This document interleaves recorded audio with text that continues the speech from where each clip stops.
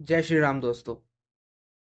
आज की जो कहानी है यह विष्णु जी के धरती पे श्री राम अवतार के विषय में है, जिसमें हम श्री राम जी के जन्म से लेके माता सीता के स्वयंवर तक की कहानी जानेंगे। ये कहानी शुरू होती है रावण के अत्याचारों से। धरती पे सभी ऋषि मुनि, लोकों में देवी देवता, सभी उसके अत्याचारों से बड़े ही परेशान थे।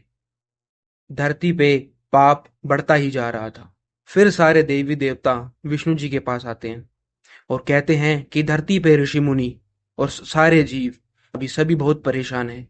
रावण को कोई हरा नहीं पा रहा है, क्योंकि ब्रह्मा जी और महादेव ने रावण को वरदान दिया है कि कोई भी देवी देवता या दानव या नाग, कोई भी अन्य जीव रावण को नहीं मार सकता है।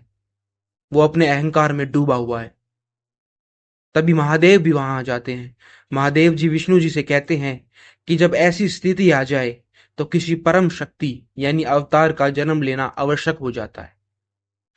फिर विष्णु जी कहते हैं, ये जो रावण ये सोच रहा है कि उससे बढ़ के कोई शक्ति नहीं है, उसका नाश भी उसी अहंकार में छुपा हुआ है।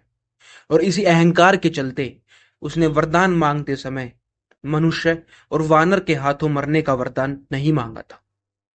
जिस मानव को वह कीड़े मकोड़े जैसे तुच्छ समझता है, मैं उसी मानव के रूप में धरती पे जन्म लूंगा और धरती को राक्षसों से मुक्त कराऊंगा। मैं अपनी सारी शक्तियों के साथ अयोध्या नरेश राजा दशरथ के घर जन्म लूंगा। तभी वहां धरती पे राजा दशरथ महर्षि वशिष्ठ से कहते हैं, मैं तो भगवान से सिर्फ एक ही चीज मांगता हूं कि इस सूर्यवंश का सूर्य दशरथ के साथ ही अस्त ना हो जाए। तब महर्षि वशिष्ठ उन्हें कहते हैं कि आपकी मनोकामना जरूर पूरी होगी, लेकिन उसके लिए पुत्र कामेष्टि यज्ञ कराना होगा, और यह यज्ञ सिर्फ ऋषि श्रृंगमुनि ही करा सकते हैं। ज्यादा देरी ना करते हुए राजा दशरथ तभी ऋषि श्रृंगमुनि के पास जाते हैं और उनसे प्रार्थना करते हैं कि आप ये पुत्र कामेष्टि यज्ञ कीजिए। ऋषि श्रृंगमुनि यज्ञ करने के लिए मान जाते हैं।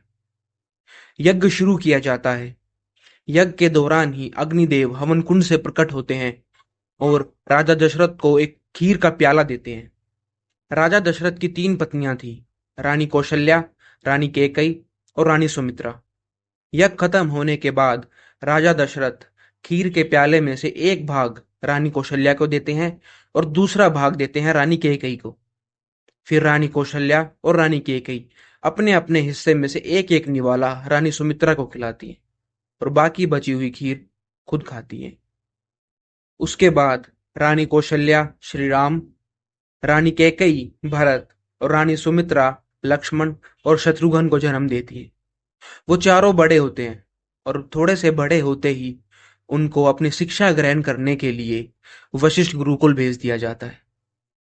कुछ सालों बाद जब वो अपनी पूरी शिक्षा ग्रहण कर लेते हैं, वो वापस अयोध्या आते हैं।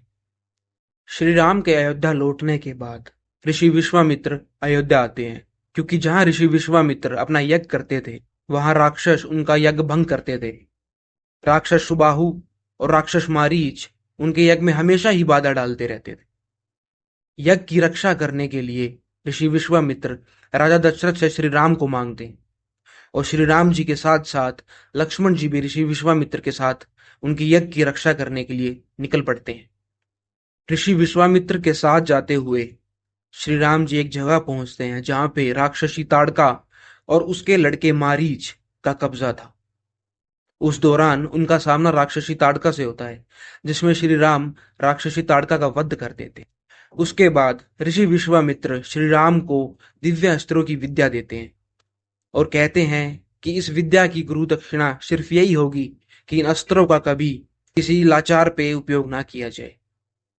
अगले दिन ऋषि विश्वामित्र अपना यज्ञ शुरू करते हैं और जैसा हर बार होता था, राक्षस सुबाहु और मारीच वहां उनका यज्ञ भंग करने के लिए आ जाते हैं। तभी श्री राम और लक्ष्मण उन दोनों का वध कर देते हैं और यज्ञ सफल होता है। यज्ञ संपन्न होने के बाद राजा जनक का ऋषि विश्वामित्र को माता सीता के स्वयंवर के लिए निमंत्रण आता है और ऋषि विश्वामित्र श्री राम और लक्ष्मण जी को भी इस स्वयंवर में अपने साथ लेके जाते हैं।